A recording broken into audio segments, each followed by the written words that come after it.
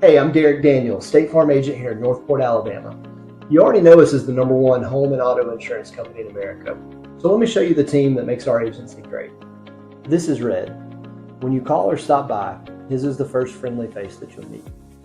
His dedication to our customers is unmatched. He works hard to keep things running smoothly. Here's Victoria. She's one of the best customer service reps in the business, helping our clients day in and day out with great care and attention to detail.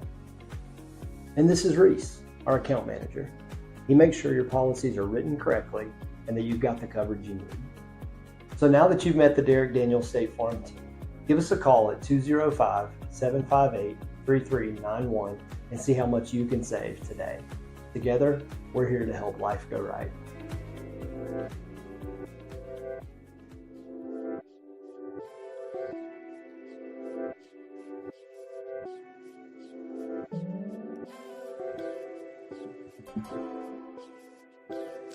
This is The Joe Gaither Show on BamaCentral.com.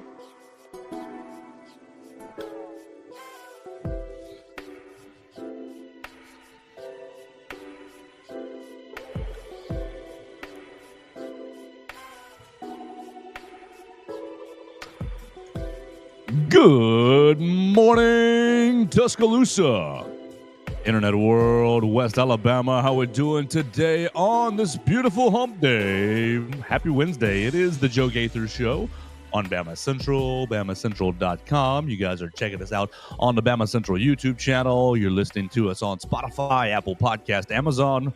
We appreciate you so much. Hope you guys are having a great Wednesday, getting ready to have a fun day with us. Mason Woods hanging out with me in the Derek Daniels State Farm Studios. We had our professional camera crew come out and shoot a great commercial for Derek Daniels, so let off the show with that. We're going to have a lot of fun today.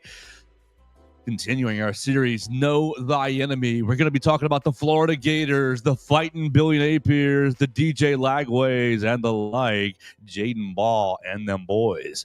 We're going to talk about Florida today. But we're going to talk some Alabama topics, like one or two right before we get into the show, just to give everybody, the juice that they need if they don't want to listen about the Florida stuff. So we're going to talk about Alabama's kickoff against Florida State. We'll start with that. Then we'll dive into Know Your Enemy, the Florida Gator style. We'll talk about DJ Lagway, their strengths, their weaknesses, what they're bringing back a little bit, what they might be looking for in 2025. Yeah. Are the Florida Gators a college football playoff team? Whew. They got a lot of elements that I like, so we'll see. We're going to talk about that today. We, of course, invite you to jump in and join us on the comment section at Joe Gaither 6. You can find us there. You can find us at Bama Central. You can find us at MAWoods_ on the Twitter machine. You can leave us a voicemail at 205-462-7340, extension 800. We would love to take your voicemail if you want to comment on the Florida Gators or on Alabama's kickoff time against Florida State. If you want to comment on, we won't talk about the new spring schedule proposal today. We'll save that for tomorrow and Friday. If you want to talk about Ross Dellinger's article, I mean, he's all over all the changes going on in college football. So lots to talk about today. But with that, we are live in the Derek Daniels State Farm Studios. Call Derek for all his insurance, for all your insurance needs. And we're here with my friend Mason Woods. You follow him at MAWoods_ on the Twitter machine and read all of his great recruiting work. Mason Woods, good morning. Happy hump day. Oh yeah, it was a good Wednesday here. That was a great way to start the show with a nice new commercial there. I love it. That was the first time getting to see it live like this. You know, you sent me the little preview yesterday, and I got to see it, but that didn't give it the full effect of seeing it live on the show like that. So really happy for that there. Doing good today. I got a little bit of a slow day yesterday. Alabama again lands in the top 6 schools for yet another recruit. He's a 2026 linebacker, Malik Morris. Bit of an undersized guy, only 6'1", but he's right at like 240, I think 230. So just gonna get in there and hit some folks, I think. I don't know exactly. Obviously, it's a long time until he makes his recruitment. I don't really know where he stands with Alabama. I don't think he has even an official visit locked in yet or anything.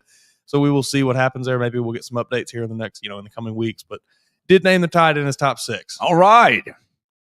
I know you had a little bit of a day yesterday. You and all your recruiting reporters all buzzing for Jackson Cantwell going to Miami, and then he's throwing y'all's lead dog under the bus, saying Pete Nakos is making up lies again about money.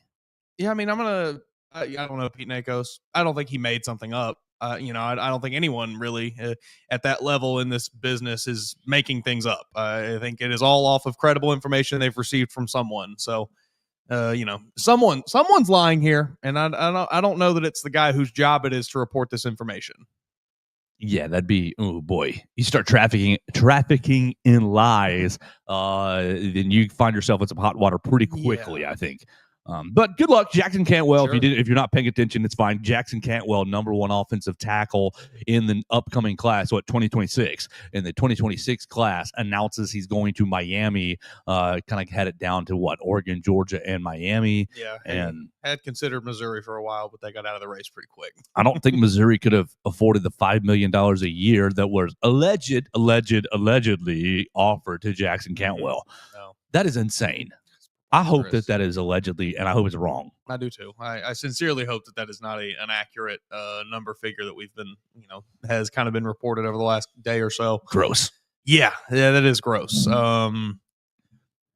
Say what you will, the kid's still a high schooler. It's just he can be as big and as strong as he's still a 17-year-old kid in high school. You see it in his face and in his voice. Come on, man, what are we doing? You are actively wasting money if you're trying to project all of that onto a 17-year-old. Oh boy. Well, Jackson Cantwell goes to Miami. Mario's all happy. Great. Let's talk about an actual Alabama headline before we play Know Your Enemy. Yesterday, ESPN and the ABC family of networks announced a lot of kickoff times for the first week. And how that affects you, the Alabama fan, is at 2:30. Hot. At 2:30 on that Saturday, August 30. On ABC, so you don't have to have any cable. We love that. I do like that. Love that. Local packages for everybody. You can see it, ABC 3340 in the area.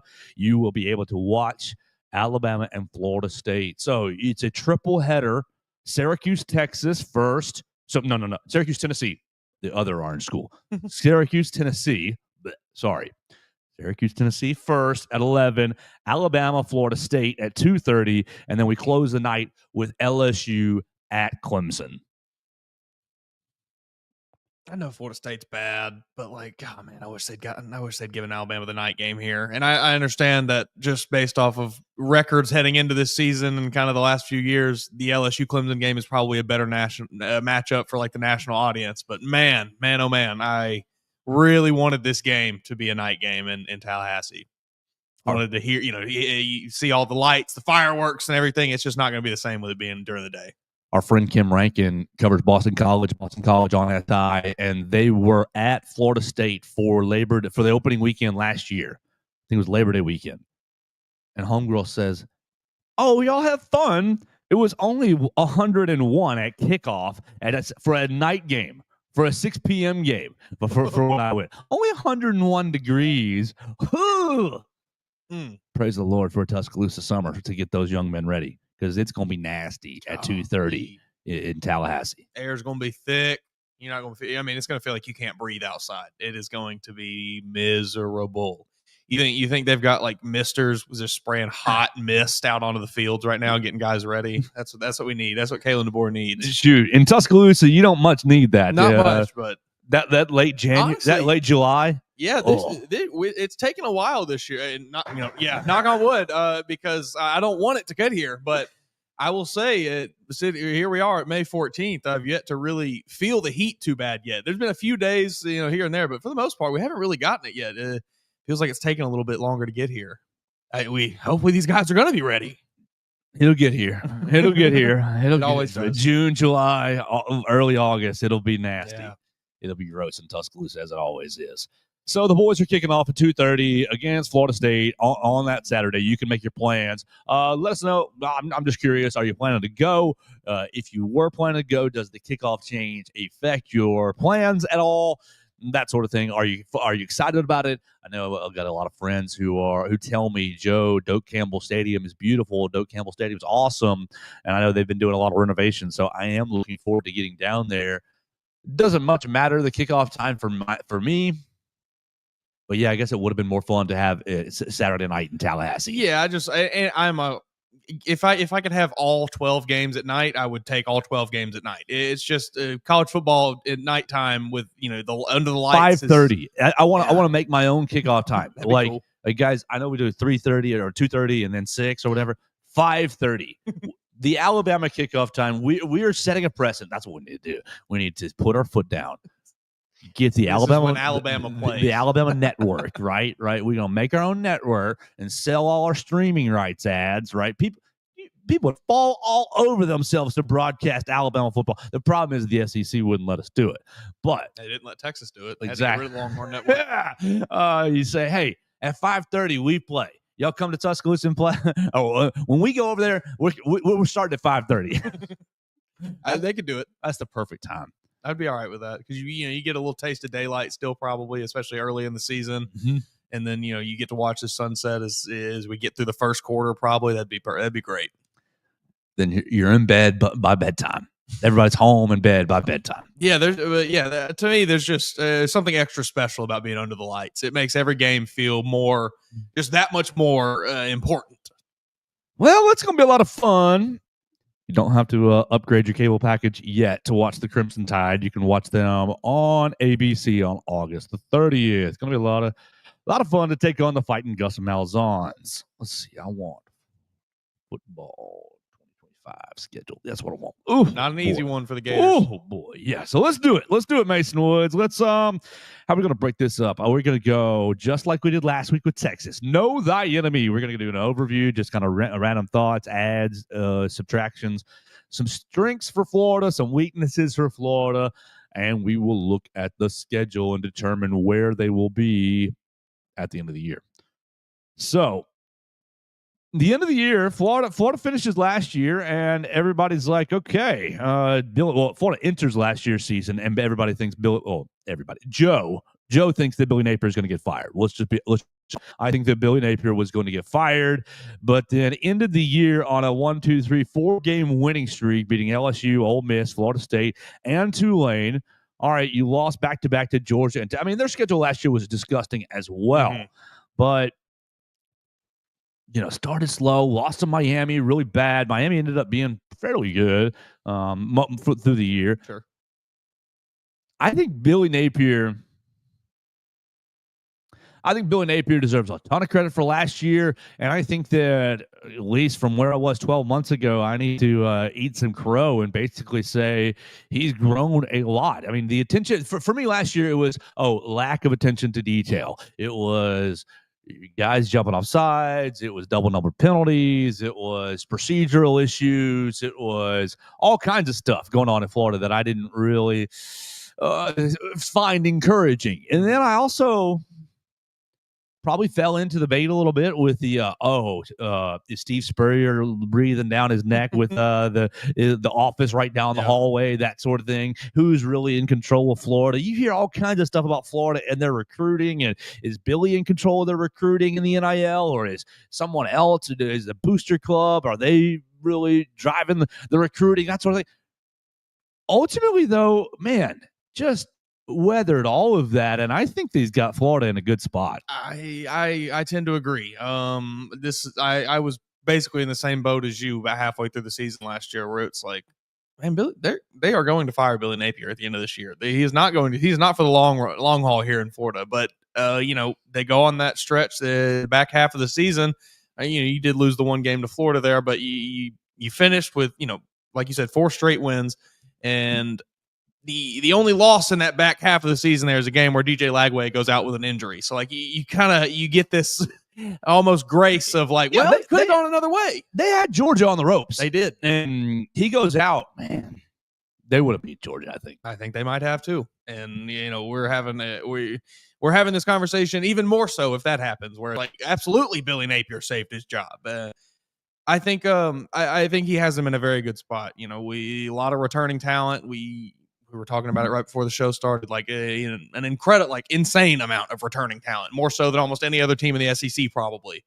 You have your quarterback figured out. There's no battle going into this season. You got your guy. He's taking the first team reps. He's going to be taking all the first team reps. You have to feel good about that. I think there's a lot of things to really like about this Florida team. It's going to be schedule. Yeah, that's going to be the hardest part is their schedule, and we'll talk about that as we keep going on this conversation. But I just think that Billy Napier the Nick Saban disciple that everyone forgets about, that everyone writes off. Let's see. Who are you in the SEC? You're automatically thinking Kirby and Sark, boom, boom, Sure. and from there, how far down the Saban disciple list do you get into? You think, oh yeah, Billy Napier coach for Coach Saban as well. He's on down there. I mean, Mario, to be fair though, I don't know that he's really earned a place at the top of that list yet, though. No, you go 10-2 this year or something like that. Sure, we'll bump you up there with the maybe not quite with the Sark and Kirby level, but you're in that maybe B tier. I think right now, I mean, if you ask just, the average person, he's probably down in that like D tier of just like, oh man, I remember him. Yeah. Sark, Kirby, Mario Cristobal. Let's see. You've got Jeremy Pruitt doesn't count anymore. He's in high school. I was about to say Jimbo, but again, same thing. Jimbo's out. Yeah. Yep. Lane. Okay. Yeah. Lane's got to be ahead of Mario. Yeah. Doesn't he? I would think so. Yeah, Lane ahead of Mario, and so I've got Napier sitting 5 right now, holding him in my thumb. Lanning. Oh, Lanning. I mean, 1-2 years. Does that really count? Do we really count that one? Is Lanning? Yes.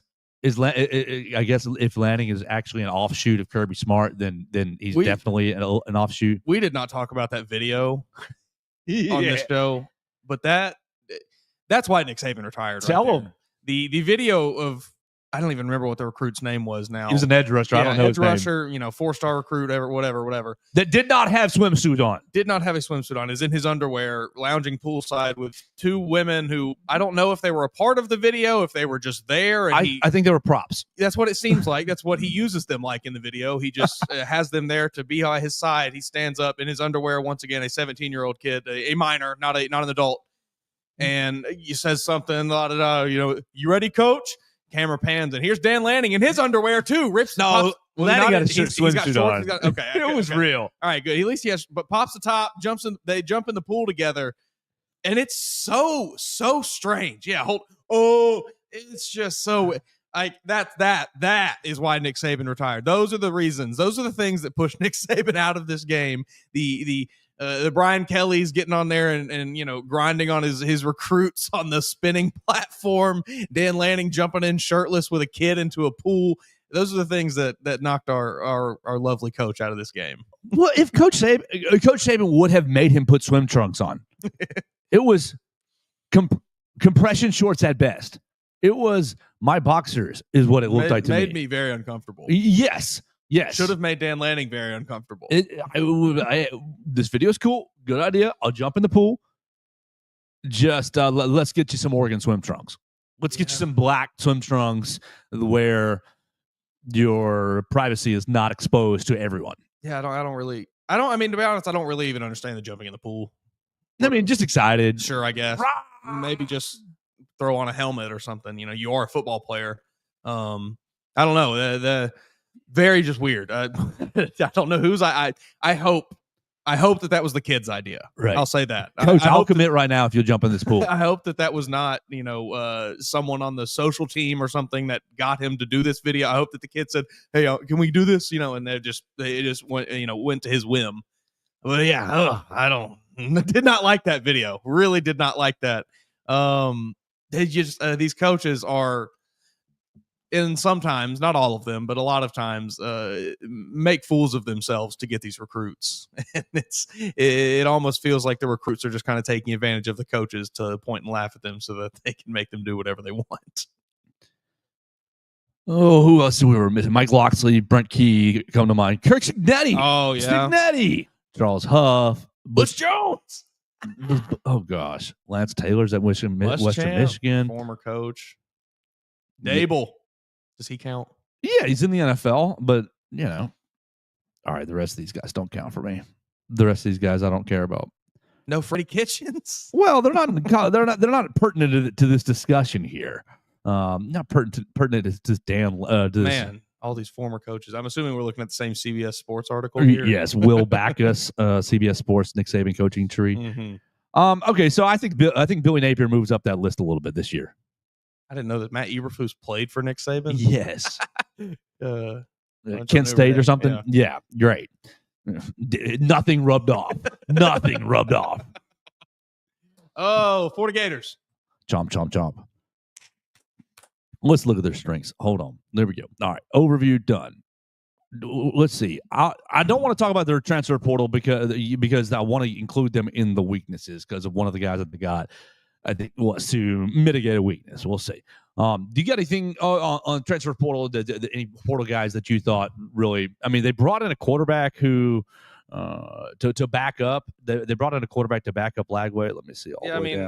He wouldn't shock me to see that quarterback play a game or two this year just because of the way that Lagway kind of plays. He did get knocked out last season for a game for the, what was it, the second half of that Florida, Georgia game or something like Harrison Bailey from Louisville. Yeah. I would not overly excited about any of these transfer portal additions. I mean, you bring in Michael Caraway from Southern Miss, Kofi Asares, edge rusher from UMass. Okay.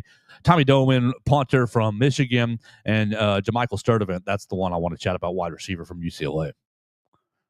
But I don't know that you made a huge splash in the portal. No, I don't think you really did. But you did end up with a pretty nice recruiting class. Ended up the composite ranked 9 ranked recruiting class. I think this is Billy's been recruiting well for the last handful of years. You've got a roster that has 2, 3, 4. Let's see. I can find this out quickly. All right, 2025 it was at 9. 2024 was at 7. 2023 was at, come on, baby, load for us. We were on a roll. 2023 is at 13. Okay, so we slipped out of the top 10 just a little bit, and Billy Napier was there. Let's see, in 2022, he was 17. So he's top 20 classes. 4 straight top 20 classes. No 5 stars last year, which, who cares, but worth noting, I think. Oh. we don't want those prima donna bums who Big class, though, 19 deep. We don't want those prima donnas who cost us lots of money. Sure. Jackson Cantwell, $5 million. It wasn't about the money. Sure. Okay, buddy. Did well on the recruiting trail. Not doing overly well for next year. Now that I'm seeing it, I only have one commitment for the 2026 class. A little bit behind the 8 ball there. We will see. They're trying to see if Billy Napier is going to keep his job after this very, very difficult schedule. Oh, let's look at the strengths here. All right, biggest strength to me. We probably are right on it. I think both the trenches are nasty. The offensive line, yeah. What did Josh Pate say in that clip? 5,000 snaps returning? I think that's what it was. Oh! Preposterous. It feels like not even a real number. That's a fake stat, Josh. You made that up. Late kick, Josh. No, he did not. Just want to make that clear. He did not. Yeah. I mean, it is a lot of big boys up there for Florida this year. I don't really know what else to say other than just you said all you can really with the just how much that is returning talent. They are returning so much experience on that offensive line, and that is so extremely valuable in college football. Austin Barber, redshirt senior. How would you say this name? Kenya Harris. Nigel Harris. I bet that's how you're going to say that. Nigel Harris, right. Junior left guard. Jake Slaughter, senior center. Our old friend, Damian George, right guard, senior. He's like graduate. Senior transfer. Golly, senior graduate transfer. He's like 7th year. He's been in college forever. And then Bryce Lovett, redshirt sophomore, is your youngest player on expected to start. And so you look across the entire offensive line and DJ Lagway, we struggled to keep you upright a little bit last year. You got hurt here and there learning to play as a freshman. But how about this brick wall to stand behind and maybe try to guide this team down the field? Yeah, I think you feel pretty good about it. Obviously DJ Lagway was electrifying last year and a lot of flashes here and there. Now looking at he was not quite as electrifying as I remembered him being. He only threw for 1,900 yards, 12 touchdowns, 9 picks. So he did struggle a little bit, but he was a roller coaster. Yes, it was really, really good or exactly not so hot. So you saw the flashes of it being really, really good. And, with just better protection up there, I think you kind of have to at least hope that you're going to get more of the good side of DJ Lagway this year. Really, though, this offensive line looks good, so good that I would maybe take the ball out of DJ Lagway's hands a little bit and just say, Jaden Ball, how many carries can you take? Towards the end of the year, he ends up taking 22 carries against Kentucky for 106 yards, 17 carries against Georgia for 64 yards, 19 carries against Texas for 88 yards. My man's had 5 touchdowns against Kentucky in that game. Excuse me, 1 against Texas. He only had 6 carries against LSU, but popped off for 65 yards. He ends up the year 673 yards and 7 touchdowns. But as you look at his game logs, the production just goes up, tick, tick, tick, tick, yeah, tick. I mean, that's, 673 yards, but he's averaging over 5 yards a carry. Like, the guy is, you put the ball in his hand, he's going to make plays. He's that kind of running back, he seems, at least. I think you are a bit, I think you're right where that Florida kind of has the opportunity this year to say, all right, DJ, you don't need to make all the plays. We can take the ball out of your hands. We can let the other guys work a little bit, especially this running back. And then when we need you to do your thing, we need you to do the DJ Lagway thing, you can go do it. And if Jaden Ball gets a little banged up, you're still bringing back Jacoby Jackson. 95 carries last year, 509 yards, and 7 touchdowns also. So together they were at, 223 or so, 230 carries roughly for 1,100 yards and 14 touchdowns that you're bringing back. Feeling pretty good about that, I would think. You probably want to get more yardage out of that, but, I mean, Montrell Johnson's gone. So I mean, just the average there, Montrell Johnson, or Jacoby Jackson averaging over 5 yards a carry is like, I think it's a matter of getting the ball in their hands more. Just give them more opportunities, and they're going to get the yardage. I think Billy Napier is going to try to punish teams this year and say, it may be 3rd and 4, and that's when DJ Lagway has every You got everybody on their heels. Right. Every play at your disposal. Am I handing it off? Is it a play action? Is it a screen? Is it a bomb? Mm-hmm. Is it a slant? Is it a hitch? It's only 4 yards. How the heck do I just defend the 4 yards? Like, I think they're going to be hammering teams and trying to get DJ Lagway into, it's 3rd and 5. It's 3rd and 3. It's, yeah. Keep him out of, you're throwing into triple coverage, buddy? Because the defense is just as nasty to me. Defense is extremely nasty. It starts, I think, maybe Tyreek Sapp is an edge rusher here. He's 7 sacks last year, 13 tackles for loss. I'm reading here is he had PFF gave him the highest grade amongst edge rushers by a Florida defender since 2019. So the seventh best edge rusher returning according to PFF in college football. Stud. And then you got Caleb Banks, defensive tackle, Cam Jackson. I was looking through the roster earlier, and a lot of these guys are young, but they do have replacements for the, near 400 pound, like it's just space eaters. They've got 2 freshman Stephon Shivers, 399, and then where was the other guy here? I know I had him. Sebastian Scott, sophomore, 3.6. Like 2 guys are just going to eat up space.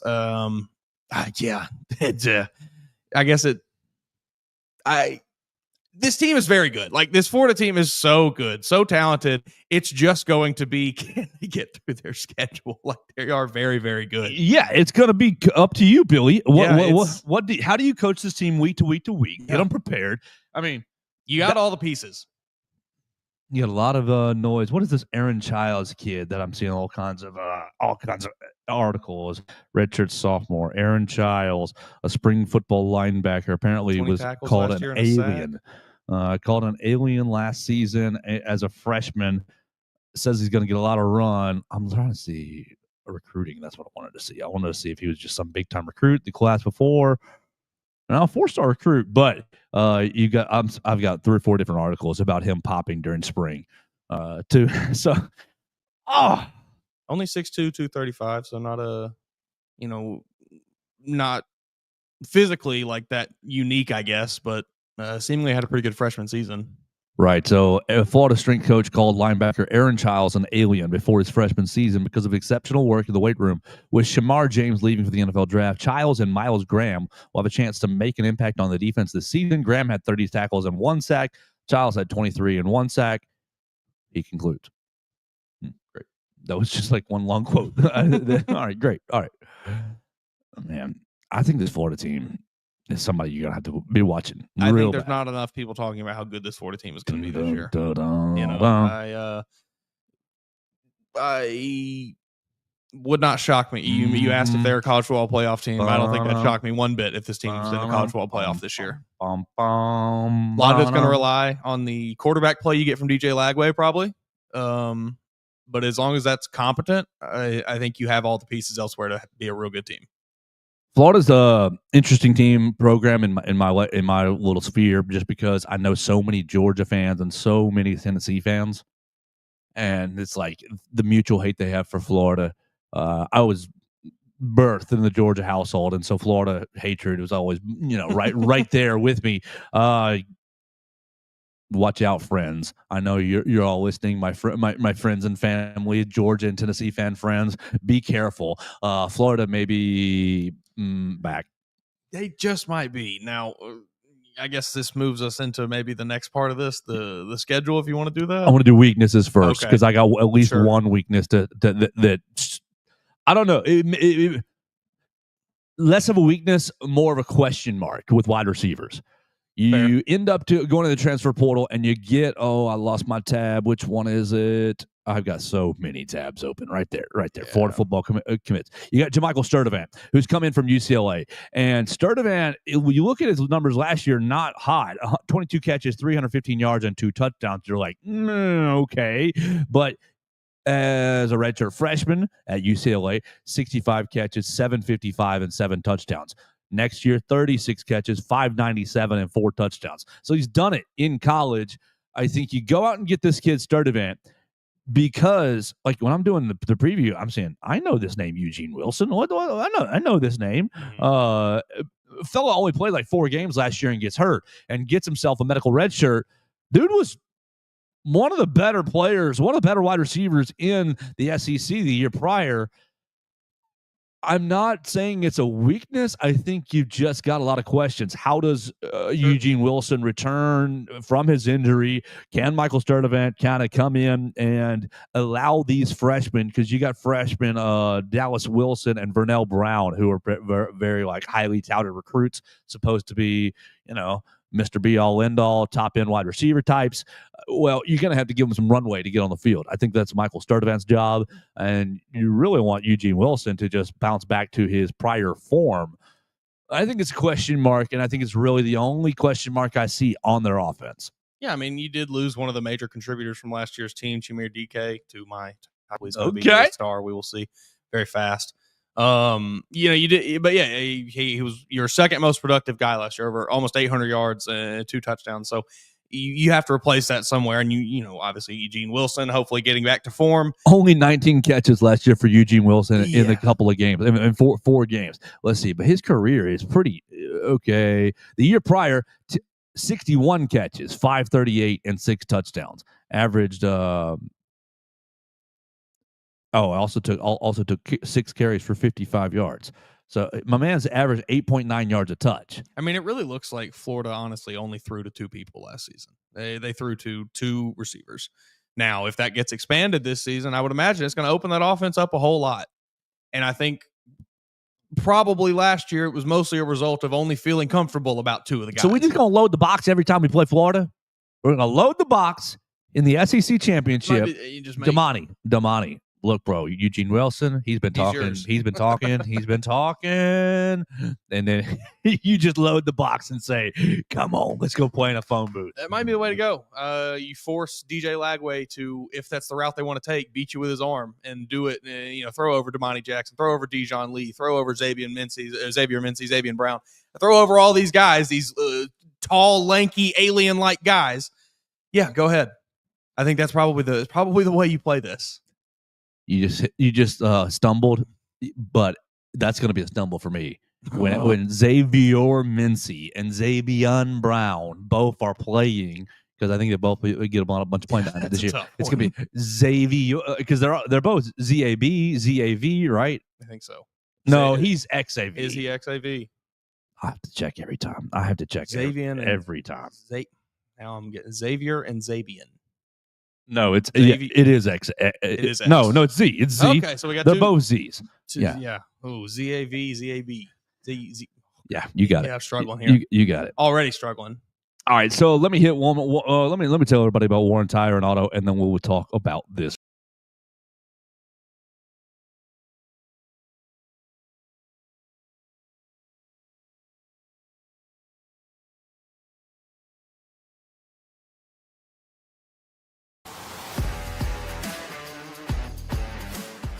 So my name is Russ Warren, and I'm one of the owners here at Warren Tire. We started in 1961. My granddad on University Boulevard, so we've been kind of a staple here in the Tuscaloosa and the University of Alabama community since then. And so thankful to be in the third generation.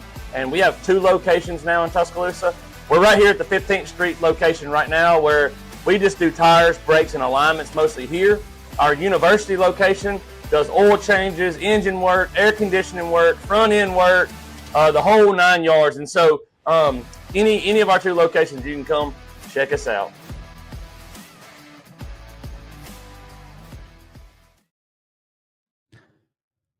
And we appreciate Warren Tire and Auto for sponsoring the program. We're live in the Derry Daniel State Farm Studios doing Know Your Enemy, the Florida Gators edition. We talked about strengths. We talked about maybe a weakness or a question mark. Obviously, where Billy Napier is in the SEC. Let's actually talk about the season and this schedule. Woo! Disgusting schedule. Let's just feel bad for Florida fans. This is a tough one. What do I see? I see a 4-game block, a 3-game block, and a a 5-game block. And none of them are nice. Well, okay, yeah, none of them are nice. All disgusting. Billy, you need to go have a conversation with your athletic director. But I guess, like, how do you mitigate this? But because you are going to have Miami and Florida State on your schedule, like, there's really no other. Look, bravo! This is what a schedule should look like, Greg. We're sitting here talking about how disgusting it is, but like, this is how every team should be. Yes, we gonna go find us 2 other rivals outside of our conference and just bake in there, and we're gonna find us the next biggest school in our state in USF and play them. Like, this is great. Good on you, Florida. Oh, my God. I hope it works out for you. I hope it does, too. We're opening the Florida Gators. We're opening with LIU. You know what? Do we hope it works out for them, or do we hope that they're one of these where they're right on the cut, right on the edge of making the playoff, and then it's, well, their schedule was so tough, so we're gonna bump them in, and then it sends a message to everyone. That's what we need for the health of the sport. Amen. We need a 9-3, 9-4, or a 9-3 Florida right on the edge. And it's like, oh, they had that great schedule. We got to put them in there. Getting the nod over the team that played 4 Western Tech Carolinas. So you do get the cupcake right off the bat. Great. I have no problem. Why does Long Island even have a team? Why are we playing? Why are we making them come all the way down here? That's money. We're paying them. We are saving the Long Island program. We are bankrolling the Long Island. You tell me they couldn't have played Penn State? Penn State didn't want to pay them any money. You're probably right. So you open it with the cupcake, no problem. Sure. You're 1-0, great. But like, you're just jumping right into it from there. USF is not nothing. I mean, it's not a cupcake. You should win that game, right? But it'll be tough. We've seen that before. Yes, we have. We've been late in the 4th quarter with USF twice now. Yeah. What's blanking? Correct. Matt Correct. No. What is the coach's name? Golish. Matt Yeah. Golish. Yeah, that guy's he's feisty. I like him. I do too. He's got a fire about him that I can respect. And so then after you deal with feisty little brother who just wants to prove themselves, USF, you go on the road to Death Valley. You're at LSU in the 3rd week of the year. Before LSU can fall apart, before LSU can, we don't like Brian Kelly and everybody's yan at each other, and we don't have a defense yet anymore. Yeah, and then if that's not, and then you're going, you remember your buddy Carson Beck? You're going across town to take on Miami. Now, worst home field advantage in college football, probably for Miami. But still, you're playing at Miami's home. They're going to be the most comfortable they can be there. And yeah, it's going to be a tough Miami team, I think. And they wrecked you last year. And I think they're going to be they're going to be fine. They're going to be lost a lot. Lost a lot of production off. I mean, they lost a wide receiver in Isaiah Horton. I lost Xavier Restrepo as well. Obviously, lose Cam Ward. You did lose. Elijah Arroyo is gone, so you lost a lot of pieces off of last year's offense. Ruben Bain's coming for you. So electrifying, but yeah, I think Miami. I trust Cristobal. I think he's a pretty good coach. I imagine he'll have them right back in, kind of where they should be. Oh my gosh. And then, so you get a week off. Okay, I'm just chalking this in my head. Are you 3? What we think, 3-1? I'd probably give them 3-1 here. I think they split one of those LSU Miami. Yeah, 3-1. I'll go with you. I was gonna say 2-2, but then no, I think that's right. 3-1. Take your week off, and then my birthday week, October 4th, you bring in the Texas Longhorns. At least this year, you get them at home. And I think when we talked about Texas last week, we said that was their first big road trip of the year. Yeah. All right. Gators are welcoming Arch Manning into the SEC. This is your chance to shell shock them. And hey, we play big boy ball around here. Start building some momentum, and we're in the swamp. It's October, so it's still nasty and hot. Yeah, the SEC is going to put this game at 2:30. It's going to be gross. Perfect. This feels like a perfect storm for Florida to get a big win. I am, just for the sake of this argument, going to probably give the nod to Texas. But I think that it just kind of, I don't know what Texas' schedule looks like, but I imagine they're probably 4-0. We did it last week. Yeah, I don't remember what. Everything runs right out of my brain as soon as we get through it. I know. Texas last week. They're at Ohio State. Oh, that's right. You're not undefeated. You're at Ohio State, but then you got 3 just cupcakes. 3 pooey games. Yeah, so you're both 3-1. This feels like a good. This feels like Billy Napier signature win. Like I'm putting my flag in the dirt here. Florida's here.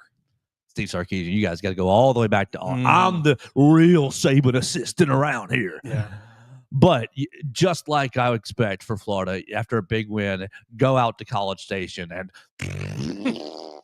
precisely lose. Lay an egg. DJ Lagwell throw 4 picks. Yes. Defense will give up 500 yards to Texas A&M. Mike Elko is just going to be like dialing it up, baby. Yeah, he's just going to be in flow state over there, just locked in. Yeah, because let's see. Yeah, Texas A&M. Okay, A&M's got a deal. When we get to them, they got a pretty decent schedule before. They're at Notre Dame. They got at Auburn. They got Mississippi State before the Florida game. Tough. But you smack Florida State at home. Mississippi State. You smack Mississippi State at home the week before the Florida game to build momentum. And Florida's coming off a big win. Major letdown. Now I'm seeing that so clearly. Yep. I mean, the whole picture is right in front of my eyes right now. I'm seeing it. That feels like exactly what would happen here. Then you come back home and you're like, dang it, we let one get away. Welcome back. Get right game against Mississippi State. Yep. 63-10. I feel so bad for Mississippi State, man. They just get to be everybody's punching bag. Oh, let me get we need a get right game. Good thing we have Mississippi State coming up. That's an SEC program. You need Mississippi State or Arkansas on your schedule. Vanderbilt has moved out of that range. It's now Kentucky. You could probably throw Kentucky in there too, which Kentucky is on this schedule. You get your week off and you build up. I think they're going to beat Georgia. I got that feeling. That too. After last year and just the rivalry, I think they're going to beat Georgia. Sorry, Dad. I love you. I love you, Mom. You get them at home too. Like that's no. Oh, Jacksonville. Jacksonville. Which we'll see. That's a weird situation in and of itself. I would like to go experience it in Jacksonville, but I also have a little bit of y'all should just play this game at home. I have always thought they should just play it at each other's fields year after. I think it's very dumb to do the neutral site thing for any two teams that play any rivalry game. I've never really understood that. But yeah, whatever. It's cool. You get the tradition and everything with it, I guess. Split stadium. That's cool. All right, so you beat Georgia. I'm saying they're going to go and beat Kentucky on the road. Okay. And then you're at Ole Miss. And Ole Miss is going to want a piece of you after what happened last year because you basically kept them out of the playoffs by upsetting them. That's going to be a fun game. Mm-hmm. November 15th, Lane Kiffin and Billy Napier. Lane's had that one circled. He's been thinking about that when he's doing his Pilates classes in Oxford here, when he's going on his podcast circuit. It's right there in the back of his mind, Billy Napier. You think he looks at Billy Napier and because I don't think Billy Napier is a bad looking guy at all, but I also don't think that he prioritizes No, I know what you're saying. I think Billy Napier is much more of just a football. I'm going to roll out of bed and go coach a football team. Yeah, I'm going to splash some water on my face. Yeah. Nothing wrong. Sorry, coach. Not talking any bleep at all. But I bet you Lane Kiffin thinks he done moisturize. Yes. Look at his shoes. He don't take care of it. Look, he's been wearing that same belt for 5 years. His pants fit terrible. And Billy's like, I'm just trying to call plays. Yeah, I could see that. He's sitting there doing those classes oh. And it works for Lane, Getting his Botox on. Yeah. All right. So I think Lane gets his revenge. That's my third loss. That's my third loss. 3 losses now. I have either LSU or Miami. I have at Texas A&M, and now I have at Ole Miss. And then you get Tennessee at home. You lost to Tennessee in overtime last year. Tennessee is going to lose this game. That's just the way it goes with this rivalry away from Knoxville. Pretty sure, without looking it up, it's been 20-something times in Gainesville. Actually, why don't I look it up? Because it's fun to dunk on Tennessee. Winsipedia. That's great website. Florida, Tennessee. Let's see, because I want to see how many times in a row they have lost in Gainesville. Let's see. Oh no, Tennessee won the last one in Gainesville. Oh no, that's wrong. That's wrong colors. That's wrong colors. Orange in this case is for Florida. 1, 2, 3, 4, 16, 5, 6, 7.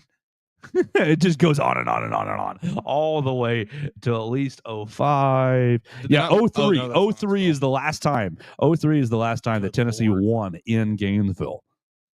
I don't think it's going to happen this year. Sorry, Tennessee fans. Hey, it took them a long time to win in Bryant-Denny.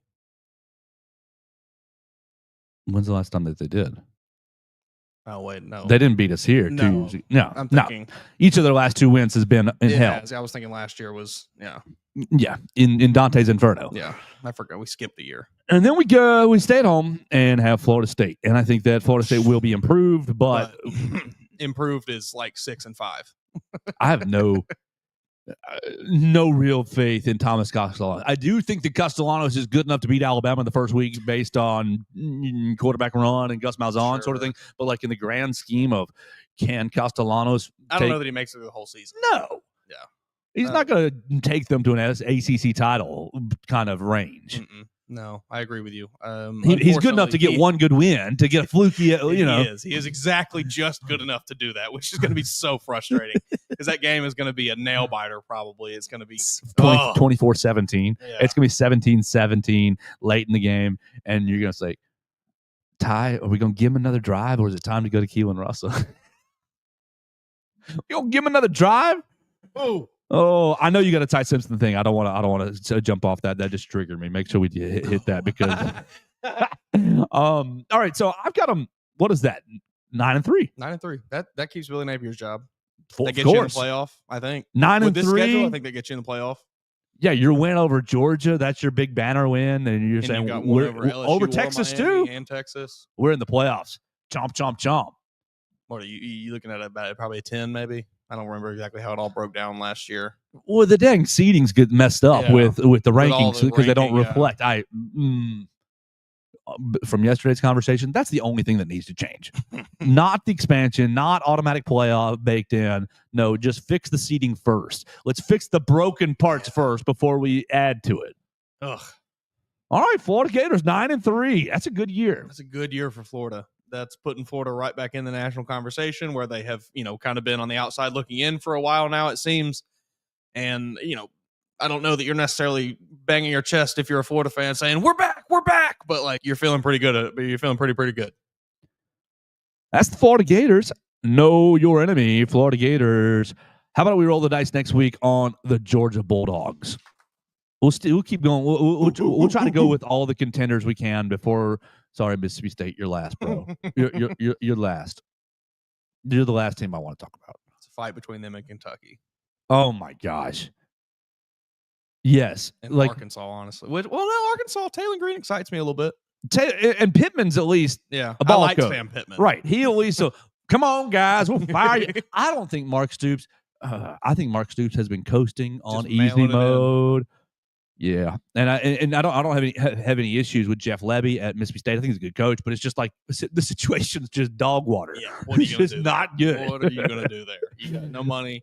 You got no resources. You got no facilities. Hashtag come to the sip. Yeah, you got Lane Kiffin up there doing right in your rear It's end. it's not a good spot to be. So I think Florida's in line for a fun year, in line for a good year. Watch Billy Napier go 5-7 and have everybody go, what happened? Yeah, make us look stupid. Please don't, Billy. All right. Well, that's been a lot of fun. Know your enemy. We talked about the Florida Gators. Let's transition real quick, and we'll tie it in. Mr. Brett McMurphy gives Circus Sports over unders. So I said 9-3 for Florida. Oh my gosh, I need to go to the window right now. Florida's win total from Circus Sports. It will take me 8 months to cash in, 8 months to make money, but I'm making money on Florida at 7.5. Yeah. Come on, that's crazy. I mean, that feels disrespectful. It's just because of the schedule. But that's disrespectful. Well, what other? Okay, Got to give him at least 8. Let's just be okay. Joe took a risk saying they beat Texas, but I also take a risk saying they're going to lose to A&M. Flip flop both those, or give them both a loss. You lose to both of the Texas teams, you're down to 8. I guess the Georgia loss, or maybe they're losing both LSU and Miami. Yeah, I don't know. I think it's going to be tough for this Florida team to win less than 8 games. I agree. I think that they're built correctly, and I think that if you just don't turn the football over, don't shoot yourselves in the foot in some of these games, you're at least going to be there. I think so too. All right, which is the biggest surprise? Alabama 9.5, Georgia 9.5, Texas 9.5. All those make sense. Yeah, I think it's going to be very similar to how it was last year, where the SEC beat up on itself a lot especially towards the end of the year. I'll tell you, with the easy one to make money, this is stupid. Without even looking at it, without even looking at this schedule, I'm typing it in right now. Auburn, yes, Auburn with 8. Auburn at 8 wins. Yeah, that seems a bit much. Oh, hold on. Oh, I mean, there's got to be something I'm missing here. Okay, Baylor at Baylor, Ball State, South Alabama at Oklahoma, at Texas A&M, Georgia, Missouri at Arkansas, Kentucky at Vandy, Mercer, and Alabama. All right. I had 4 SEC wins in that you just rattled off for me. Mercer, all right, non-conference, Mercer, South, Ball State, you got 3. Mm-hmm. Are you giving them the Baylor one at Baylor to open the year? I'll give them Baylor, sure. All right, there's 4. At Baylor to open the year, and then you said they probably getting right to 8 then. You're pushing. You're getting right at it. So you need one Gus Malzahn. I didn't game plan this week because I recruited this week. It's gonna be tough. I'm not putting any money. I'm not touching that Auburn line. You're not going the under just for the fun? Maybe. And you're pulling for the Baylor Bears. Yeah. I don't know. Now, looking at the schedule, that might be the perfect spot for it, because I think there's probably 4 SEC wins in there, and then it's a pretty cupcake schedule otherwise. You lose to Oklahoma. You lose to A&M. You lose to Georgia. Yep. I think you're beating Kentucky. You're beating Vanderbilt. Missouri. You're beating Missouri. And you're probably beating Arkansas. No, Pavio's going to get them. You might be right. Yeah, I mean, what did they beat them last year? They almost beat them last year. I can't remember. I think they did. Yeah, I think they did. They got both teams in the state. What I think. Yeah. Yes. Yeah. He can do it. In Auburn. Stranger things have happened. All right, so we're live in the Derry Daniel Studios. We've had a lot of fun today. We want to close it down by reminding you to go see our friends at Warren Tire and Auto. They are the Tuscaloosa and University of Alabama staple for all your automotive care. since 1961 in Tuscaloosa. They're in their third generation of family ownership. Russ Warren would be happy to take care of you. All you got to do is see him on 15th Street, and he would basically work on your car himself. They're the go-to place for all your automotive needs. They've got 2 great locations to serve you on 15th Street for tires, brakes, and alignment, or University Boulevard for front-end work, oil changes, electrical issues, really everything else other than tires, brakes, and alignment on University Boulevard. You can make your appointment today. Call them on 15th Street at 205-759-5505. Call them on the University Boulevard location, 205-758-2739. We love and appreciate Warren Tire and Auto for sponsoring the program. Mason, let's finish with a little Tyler Booker, a little Ty Simpson, a little Dallas Stars action. You a hockey fan? If it's on TV in the playoffs, I will stop and watch. Am I a hockey fan? Hard, like, I don't want to misrepresent myself because there are some hockey fans that love it. Chris Walsh, our boss, loves hockey, big time into it. I don't want hard for me to get into. Yeah, I don't want to misrepresent myself just because I enjoy it when it's on TV. Yes, period. That's my thing. Yeah. Every time I've watched it on TV, I've had a great time. But for whatever reason, I will never seek it out. I'm never being like, oh, when are the Stars playing? I need to get, like, it's just it can't reach that threshold in my mind for some reason. Anyway, Tyler Booker's apparently loving being drafted in Dallas. Makes us very happy. Seems like, or I read he did all his pre-draft workouts, like made Dallas kind of his home base, and it just kind of became, he says, a God thing. God just, got you, buddy. That's awesome. Which is, yes, amazing. Praise you, Lord. Amazing. Well done. That's one of your good guys. I appreciate you taking care of him. The reason that he has made the rundown is at the Dallas Stars game on Tuesday, Tyler Booker gets on the camera as, it's the new first-round pick for the Dallas Cowboys. And Tyler Booker doesn't give you just the smile and wave like, hey, guys, happy to be here. He does for a second, smile, and then he seizes the moment and just, rah, rah, rah. Just, I don't want to yell in the microphone, but just standing up, banging on the glass in front of him, hyping the crowd, getting everybody rah-rahed up for the Stars. And if that was not a cool moment, and it was, you just had to take one little peek and see who was sitting next to him. What in the world? Ty Simpson getting hyped up with him? Does he not? Does his own team? Do his own teammates not like him? He can't hang out here in Tuscaloosa with his own team. Well, there's no. Got to go hang out with his old teammates. That says something to me. I don't think anybody likes Ty Simpson. No. If anybody liked Ty Simpson, he wouldn't be jetting off to hang out with old teammates in Dallas. Bray Hubbard likes him. They've got camo together. They weren't hanging out. Where were they? What was Austin Mack and Keelan Russell doing this week? I bet they were in their playbooks. I bet they were up at Mal Moore getting a lift in. Tyler Booker was getting a lesson on leadership from Ty Simpson was getting the Tyler Booker leadership lesson. I don't know. Typically I would like it if my starting quarterback was friends with his teammates. He is friends with his former teammates. We've got no evidence to indicate that Ty Simpson is friends with any of the current people on the Alabama roster. Bray Hubbard, they were in the photo, the camo photos. Just that don't mean nothing. You couldn't even see them. Just their faces, no bodies, no torsos. How am I supposed to know they were in that picture? It was superimposed. They were perfectly hidden. No, this is a neat moment. I thought it was cool. I'm gonna give it to Ty. Cool, and I'm glad. I like seeing athletes just be friends and like be normal people outside of sports. It's always fun. I did think it was kind of, I don't want to see cheesy, but like that's the only word that comes about, that they were both decked out in Stars jerseys. Like, that did feel a little on the nose. Like the PR team just said, "What size do you wear?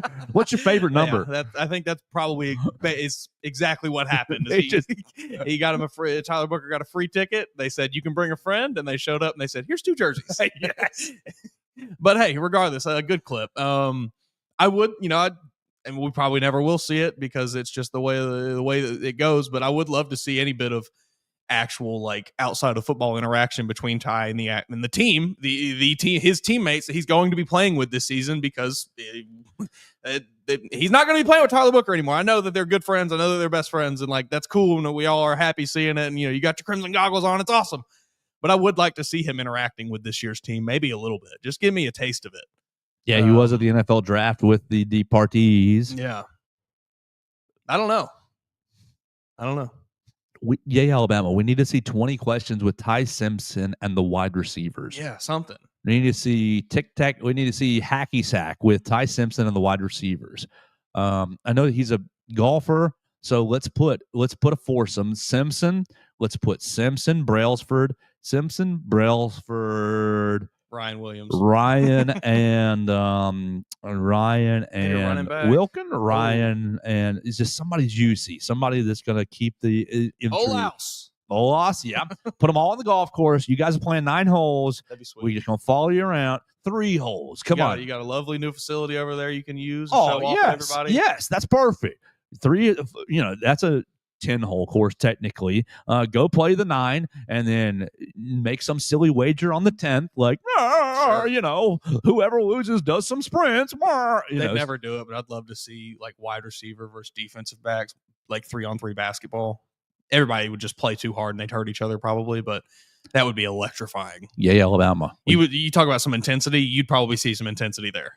Yeah, a lot. The problem is you probably have to use language sensors. Certainly. That's fair. But that's okay. That's okay. That's part of it. That's part of the competition. It's part of it. All right, we've had a lot of fun today, Mason. I appreciate your time talking about the Florida Gators. Next week on I Know Your Enemy, we're going to do the Georgia Bulldogs. I will check in with Miss Katie Wyndham tonight to see if she wants to join us tomorrow to talk about the Alabama softball NCAA regional right here in town against the Virginia Tech Hokies, and 2 other ancillary programs are in town. I forgot them already, but she's got them. We'll see if she wants to chat with us tomorrow. We'll talk about new spring schedule. Ross Dellinger teasing some OTAs, college football OTAs. The coaches would love it. The coaches would absolutely. I would love it. I would love it because you could actually do something in spring you do OTAs first, you get all the basic install out of the way, and then we can actually do some football in spring. I would love it. So we'll talk about that tomorrow and so much more. We had a lot of fun with you guys right here in the Derek Daniels State Farm Studios. We appreciate Derek for sponsoring the program so much. Call him 205-758-3391. They are upstairs right now. They'll get you on and off the phone, give you all the information that you need, and give you local coverage that will take care of you when things go wrong. And unfortunately, things will go wrong. So call Derek Daniel, 205-758-3391. We had a lot of fun. Subscribe to the show, Spotify, Apple Podcasts, and Amazon. We will talk to you tomorrow on BamaCentral and BamaCentral.com.